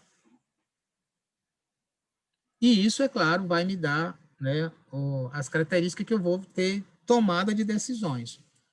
Então, eu vou agir, né, escolhendo uma situação A ou B, ou uma ação A ou B, a partir da minha avaliação emocional e da minha avaliação emocional. Isso tudo depende aqui, né, do meu córtex óbito frontal. Tá?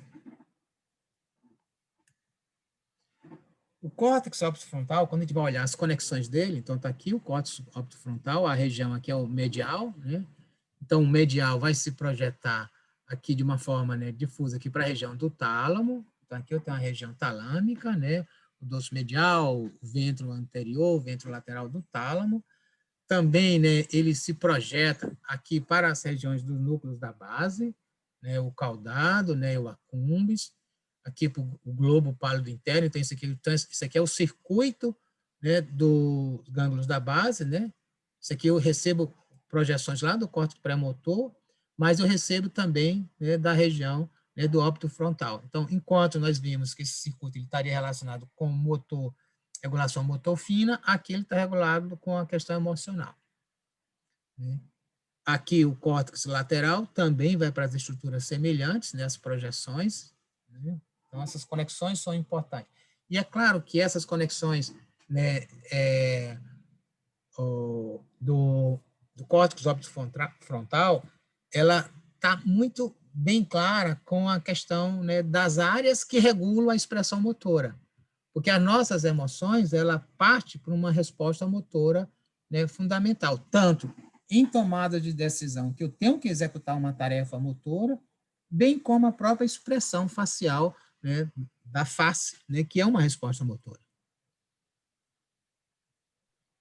Professor, Diga. então, em termos funcionais, qual seria a diferença entre a parte medial e a lateral? Então, aqui o que se acredita, né, é que essa estrutura aqui, né, ela vai fazer principalmente, né, uma resposta global de tomada de decisão, certo? No sentido de que você está muito mais restrito a uma questão emocional, enquanto que a parte, né, lateral, ela leva em conta tanto o aspecto emocional como, né, os aspectos sociais. Né? Qual é a diferença, assim, que a gente poderia dizer de uma tomada, né, de decisão emocional e social? É que eu tenho uma mesma emoção, imagina que eu tenho uma mesma emoção, uma resposta, por exemplo, de medo, né, e eu posso tomar aquilo respondendo de uma forma clássica aqui, mas eu posso aumentar de intensidade ou diminuir de intensidade essa resposta por um aspecto, né, social. Então, eu Sim, tenho, então, né, aqui no lateral, eu tenho mais uma interferência, né, de cultura, de aprendizagens, tal, etc. sim, então no córtex lateral, ele estaria mais susceptível, digamos assim, ao sequestro amidaliano, que ocorre, por exemplo, em situações de uma alta intensidade de emoção. Seria isso? Isso. Tá, ok, obrigado. Então, quando a gente vai ver aqui para o córtex, né, optofrontal, né, ele vai receber projeções, nós vimos, né, de ali para onde ele está projetando, mas ele vai receber projeções de várias estruturas. Desde a área sensorial, né, como um todo, né, o pré-frontal dorso lateral, né, o tálamo, o hipotálamo, né, a amígdala, são projeções recebendo diretas, né. Essas projeções são importantes aqui para estar, né, dando, né, informações para cá. Então, aqui, inclusive, que é uma projeção, né, que vai e volta, né, da amígdala para o óbito frontal. Isso aqui que vai ser importantíssimo, né, para o processo de resposta emocional. Então, olha, Professor, aqui eu digo. é só... o que significa SN no penúltimo slide? Tentei pensar no qual seria o nome, ou anterior. Esse aqui é a substância negra. Ah, Substância sim. negra. Está lá no mesencéfalo, ó. Certo? Sim, obrigado. Então, olha, aqui é um exemplo, né? Então, veja, eu tenho aqui uma informação, um alimento, certo? Aí eu estou vendo esse alimento, aí eu tenho uma entrada visual, você vai para o tálamo, para o córtex visual, processa, aí chega lá no córtex orbitofrontal. Então, no lateral, eu vou ter toda uma informação que tem relação aqui, mais em relação a uma questão que eu aprendi, né, da minha sociedade, que é muito o valor de proteico, gordura, vitamina, de carboidrato e outras coisas, se é doce, salgado, várias coisas. E isso tudo, o córtex, né, ele vai me dar um significado para aquilo, vai me dar um valor, né? E aí esse valor é o valor emocional, se eu acho aquilo agradável, se aquilo é importante ou não. Então, na verdade, a gente pode fazer um teste que é apresentando diversos tipos de alimentos, por exemplo, né, e pedir para a pessoa caracterizar o quanto que ele vê, por exemplo, né, qual o valor, né, monetário, né, em dinheiro disso aqui. Então, o valor em dinheiro que a pessoa aqui, ela vai dar isso aqui consciente, né? Então, na verdade, era como se ela estivesse dizendo, isso aqui é agradável, desagradável, isso é importante, tal, e etc.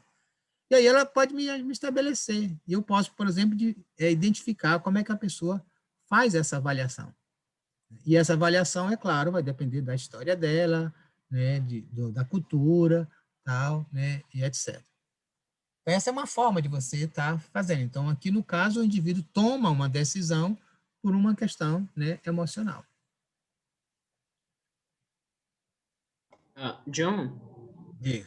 aproveitando, o outro córtex faz parte da área pré-frontal, que acho que é o dorso lateral, ele também está relacionado com tomada de decisão, né? Aí eu queria saber mais Tá. qual é a diferença do orbitofrontal para o Porque dorso lateral. aqui a tomada de decisão aqui, né, final, ela sempre vai lá, né, pro dorso lateral, ela depende do dorso lateral, mas aqui é que vai me dar a decisão inicial baseada nos aspectos emocionais. Ok, então é um circuito. Certo? Porque assim, se eu não tiver o dorso lateral, né, eu perco, né, a minha capacidade de tomada de decisão. Eu vou ficar lá quase, né, paradão. Aqui, no caso, eu vou tomar decisão, mas levando em conta as emoções. Se eu separar, por exemplo, se eu fizer uma separação aqui do óbito frontal em relação ao dorso lateral, o dorso lateral vai me garantir fazer as minhas, né, tomada de decisão, mas não mais com características emocionais. Eu não vou mais levar em conta as respostas emocionais. Certo? Sim, entendi. E só uma última coisa, John. Se eu não me engano, eu tinha lido que tem pessoa que quando tem paralisia paralisia facial, quer dizer, mesmo tendo a paralisia, ela consegue fazer as expressões faciais, assim, respondendo às emoções. Por exemplo, rir de uma piada ou algo assim, elas conseguem fazer normalmente, usando... Aí eu estava querendo saber por quê. Não, aí depende do tipo de paralisia, viu? Depende do tipo de paralisia. Se eu tenho uma paralisia periférica, não tem jeito. Não tem como ele mexer a musculatura, não.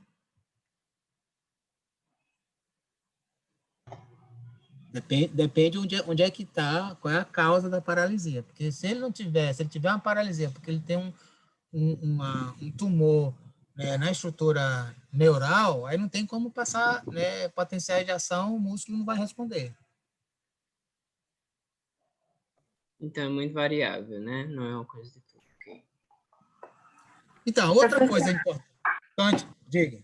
Desculpa, só para confirmar, toda tomada de decisão envolve um aspecto emocional, então, ou eu não posso afirmar isso? Não, aí é por isso que eu estou querendo chamar a atenção nesse diapositivo aqui, né? Então, assim, aqui eu tenho uma tomada de decisão, que eu vou chamar tomada de decisão social.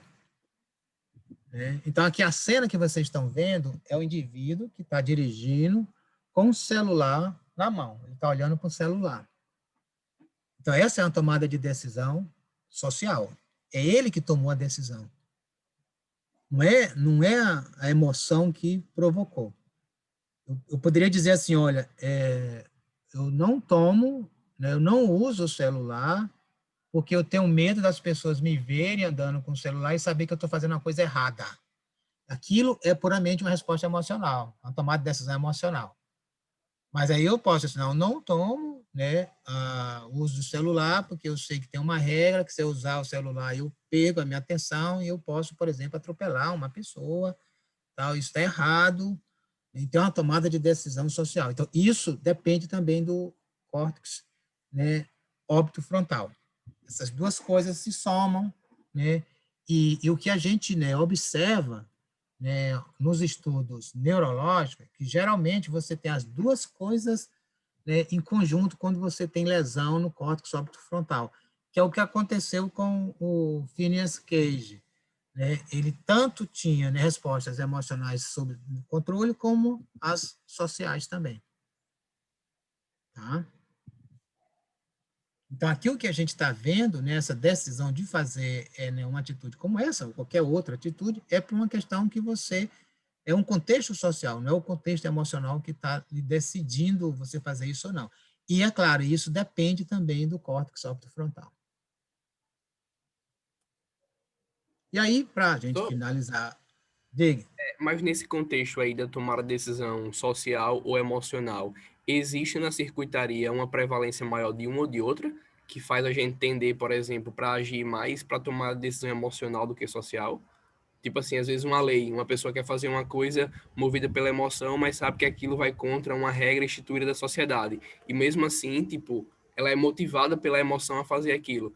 Existe essa prevalência neurológica de que tende a ser mais pela emoção? Na verdade, o que a gente pode dizer é o seguinte, a resposta emocional, né, ela não é aprendida no sentido clássico do termo. Então, assim, ela é mais facilitada. Então, a resposta social, né, ela depende muito do processo de aprendizagem. Então, você precisa conhecer as regras, entender as regras, né, para aquilo responder. Então, você tem um processo de aprendizagem sempre nos aspectos sociais, e no emocional, não. E aí, isso, né, quando você pergunta o que é que predomina, eu tenho condições, né, eu tenho pacientes que eu sei que o emocional se destaca muito, além do social. Né? Então, e isso, né, é algo que a gente suspeita que, em alguns casos de pessoas que são muito agressivas, né, são muito violentas, é que, na verdade, né, ela não tenha, né, entre as duas coisas, o emocional está lá em cima. Né? Agora, por outro lado, tem alguns outros estudos que têm demonstrado, né, uma outra relação, que aí tem a ver com a amígdala, né, que é o seguinte, né, estudos de imagens mostram de que pacientes que são, né, caracterizados, diagnosticados como psicopata, eles fazem agressões sem nenhum controle, na verdade, eles não têm a resposta emocional nenhuma, né? E por não ter resposta emocional nenhuma, ele não consegue desenvolver as regras, né, da sociedade. Porque as nossas construções sociais, elas também são baseadas nas nossas emoções. Né? Então, se você não tem nenhuma emoção, se você tem uma hiperemoção exagerada, né, você acaba, né, não conseguindo trabalhar ou conviver de uma forma coletiva, né, dentro da sociedade. E aí, aqui, no caso do complexo amidalóide, né, que aqui está o óbito frontal e aqui está a amígdala, né, que é o hipocampo e aqui é a amígdala. Né? Aqui o hipocampo, né, e a amígdala aqui presente. Né? Então, olha, veja, aqui está aqui o córtex. Então, isso aqui é a parte, né, lateral do córtex, então isso aqui é o temporal e aqui é a região medial. Então, veja, está aqui, ó, em verde aqui eu tenho o hipocampo e aqui eu tenho a amígdala. A amígdala é como se eu tivesse assim um pé, né, com uma bola na ponta do pé. Né? Isso seria, a bola seria a amígdala, né, e o pé, e o início da perna seria, né, o hipocampo. A amígdala, ela é o que a gente chama, né, é um complexo amidalóide. Na verdade, a gente antes chamava só como núcleo amidalóide, a gente fala de vários núcleos dentro da própria amígdala. E aí a gente diz que tem uma região que a gente chama o complexo basolateral e o complexo centro-mediano.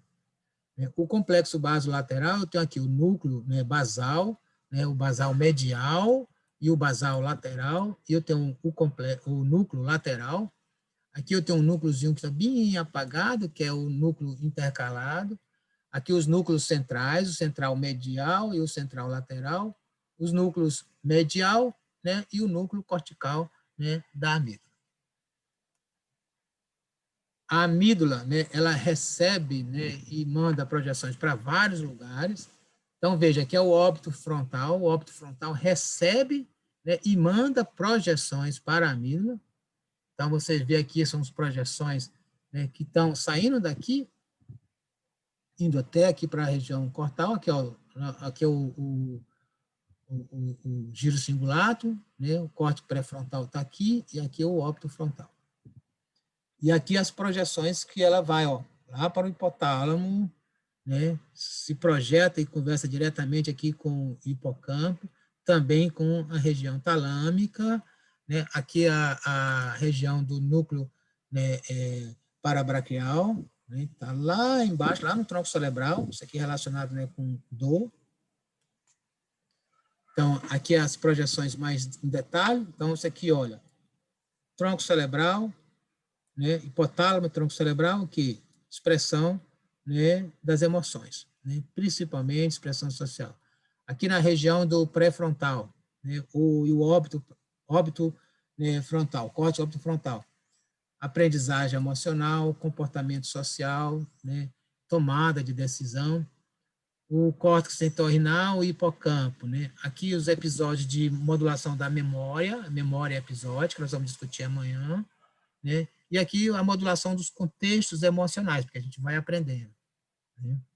Aqui a gente tem, né, vindo as informações lá do tálamo, né, principalmente aqui na questão da aquisição daquilo que nós chamamos de condicionamento. Nós vamos discutir um pouco ainda do que é o condicionamento. Então, essas estruturas, esse grupo de neurônios aqui, eles são fundamentais do seu processamento, né? Então, ele recebe projeções de várias regiões e se projeta para várias outras estruturas. Então, eu posso ter aquilo que eu chamo de emoções aprendidas. Olha aqui uma emoção. Eu jamais faria isso. Então, na verdade, o meu sistema, inclusive por ação GABAérgica, né, ele impede o meu sistema motor de ficar, né, num cabo desse aí, né, na altura de 1 metro, talvez até 30 centímetros, eu não tenho coragem de fazer isso. Esse sujeito aqui, que é um francês, ele fez isso a travessia, quando existiam as 2 torres gêmeas, né, lá em Nova York. Né? Então, os equilibristas, né, conseguem, né, fazer um controle emocional bastante grande. O outro, né, aprendizagem também é isso. Né? Então, a gente não só aprende a controlar, mas a gente aprende também a ter medo das coisas. Então, essas são imagens que no dia a dia nós somos, né, toda hora, né, quem assiste TV, ou lê jornal, lê revista, tal, ou seja, que tem uma visão, ele está toda hora submetendo, né, em que regiões como essa daqui, então você está associando polícia, agressão, à região da periferia de uma cidade. Aqui do mesmo jeito, né? E aí a gente passa a associar que toda periferia, toda região que tem aqui um chão de terra, casa simples, pessoas simples, são regiões de violência. Isso não é verdade. Né? Tem violência na periferia? Tem violência no centro da cidade? Tem, mas a gente acaba, né, criando, né, uma concepção, um medo, que nós vamos chamar de medo condicionado por isso. Né? Esse medo condicionado, ele é tão forte, né, que aqui eu vou dar um exemplo para vocês como isso é feito, né, por exemplo, num animal. Então, imagine, isso aqui eu tenho um roedor que está aqui dentro de uma gaiola. Essa gaiola tem aqui um aparelho de som que vai poder gerar um som, uma campainha aqui, vai fazer prém. E aqui eu tenho, né, essas linhas são grades elétricas, são metálicas que podem ser eletrizadas. Então, quando eu dou um estímulo, o que é que eu vejo? Olha, isso aqui é o tempo e aqui é a pressão sanguínea. Aqui é o tempo e o tempo que ele fica, né, parado, imobilidade. Então, assim, se eu dou um estímulo, isso acaba dando uma resposta imediata, a pressão arterial sobe um pouquinho, né? Então, isso aqui é o quanto que a pressão subiu, então subiu aqui, né, em torno de 5 milímetros de mercúrio, né? Sobe imediatamente, depois cai, depois sobe, que essa é a resposta reflexa. E aqui, durante 10 minutos, né, o animal ficou 1 minuto, né, imóvel. Os outros 9 minutos ele ficou passeando aqui dentro da gaiola. Né? E aí, se eu dou um estímulo sonoro, igual que eu dei anteriormente, simultaneamente eu dou um choque no animal. Então, choque, veja, o som, ele não provocava uma grande resposta. O choque, ele é aversivo, né, ele provocou o aumento da pressão arterial, subiu aqui 20, quase 20, né, milímetros de mercúrio. E dos 10 minutos que foi registrado, o animal passou 8 minutos imóvel, parado, congelado. Isso induzido pelo choque. Então, quando você associa agora o choque que provoca isso e o som, e depois dá só o som, não mais o choque, a resposta é semelhante a que antes o choque provocava. Então, por que eu digo que é condicionado? Porque eu condicionei ao estímulo, que antes era um estímulo neutro, o som agora adquire as características do choque. Então, o choque que provoca dor aumentava a pressão e deixava o animal imobilizado. O som, que não provocava dor, agora provoca uma resposta semelhante a um estímulo doloroso, que é o choque. Aumento da pressão arterial e o tempo de imobilização. Então, esse tipo de condicionamento, ele ocorre nas nossas vidas, tal. Também a gente vai aprendendo a evitar coisas por causa disso. E todos isso vai depender principalmente aqui das circuitos, né, do grupo, né, da amígdala, A amígdala vai ser importante, né, nesse processo. Então, tem as várias áreas, né, corticais, que são importantes, as áreas sensoriais, né, as áreas multissensoriais, né, as áreas frontais, que vão ser para tomada de decisão, as áreas, né, próximas do hipocampo, que vão ser responsáveis pela memória. Tudo isso vai me mandar respostas, tanto motora como respostas fisiológicas.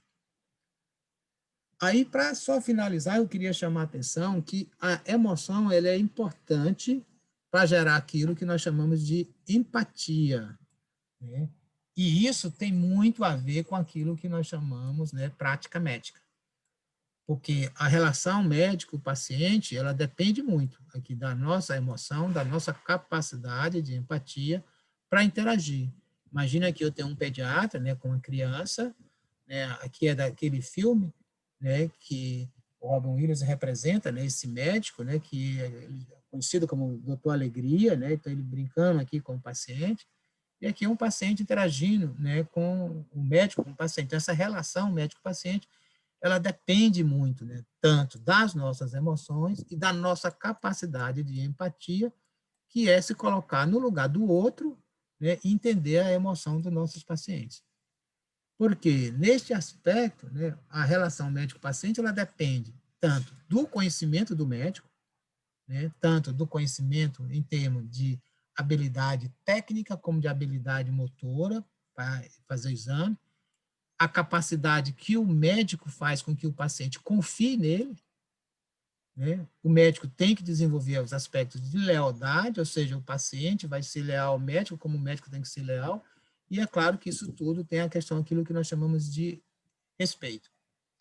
E a capacidade nossa, médico, de ter empatia com o paciente, né, vai, né, da nossa capacidade de ouvir o paciente, de compreender o que o paciente está sentindo ou está relatando, de compadecer, né, ou seja, se colocar realmente no lugar do outro, do paciente, para entender o sofrimento dele. Então, isso aqui é fundamental. Então, não só nós, médicos, temos que avaliar a emoção dos pacientes, mas também entender as emoções nossas e as emoções do paciente através da empatia para construir uma relação médico-paciente fundamental. E é exatamente esta relação médico-paciente baseada na empatia, né, que é a questão fundamental, né, da medicina hoje, né? O que destaca, né, o bom médico, né, é essa capacidade de empatia e de emoção. Tá? Como sugestão de leitura, agora que vocês, né, vão ter aí umas ferinhas pequenas, eu sugiro esses 3 livros aqui. Esse que é o Cérebro Emocional, do Joseph Ledoux, que é um dos pesquisadores, né, fundamentais, né, ele estuda muito a amígdala, ele tem, inclusive, uma banda de música que se chama Amidaloides, né? O outro livro, que é o do Antônio Damasio, que é um português, neurologista, neurocientista, que vive nos Estados Unidos há muito tempo. Esse livro dele é fundamental, né, O Erro do Descartes, que é Emoção e Razão no Cérebro Humano. E para quem tem preguiça de ler, eu sugiro que pode ler só o último capítulo desse livro. O último capítulo desse livro ele é direcionado para os estudantes de medicina. E também tem esse outro pesquisador, né, esse americano, né, que é muito bom, o Sapolsky, né, que se chama-se Comportamento, a Biologia Humana no Nosso Melhor e Pior. O Sapolsky também, né, tem uns trabalhos importantes sobre emoção. Vocês encontram também no YouTube e TED, tanto de palestra do Ledoux, como do Antônio Damasio, como do Sapolsky. O Sapolsky, inclusive, ele tem um conjunto no YouTube de várias aulas dele sobre neurobiologia do comportamento humano, né, lá na Universidade da Califórnia, porque ele é professor lá na Universidade da Califórnia. Então, hoje nós vamos ficar por aqui, e aí na segunda-feira a gente continua, né, com o aspecto. E segunda-feira, lembrando que a aula será só minha, certo? Então, segunda-feira nós vamos começar às 8h30, ok? Para poder a gente dormir um pouquinho mais, já que a gente vai sair de domingo para segunda, a gente vai ter mais dificuldade de acordar cedo na segunda-feira. Então, 8h30, né, 8 horas eu estou postando, né, o link para a gente ter a aula, tá certo?